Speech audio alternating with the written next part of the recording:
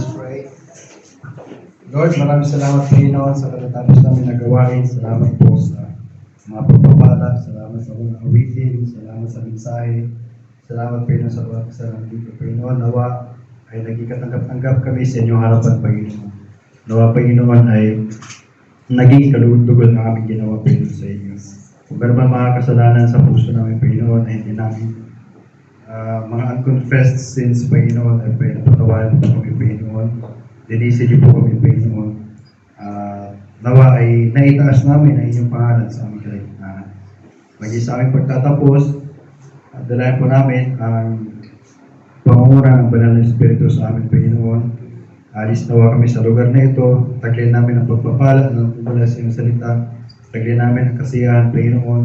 At dala-dala namin, Panginoon, ang mensahe na narit namin sa umaga ito, Panginoon.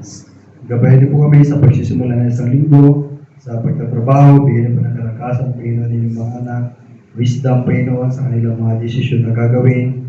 At I pray na patuloy po yung pagkaloob sa kanila, ang favor, Panginoon, sa pamamagitan ng kanilang mga amo, Panginoon, na patuloy pagkaloob sila sa kanila ang favor, Panginoon, na Sunday ay day off nila, Panginoon, at magamit nila ito, Panginoon, pagkakataon upang magtipon sa lugar na ito, sabay-sabay na magpuri sa inyo.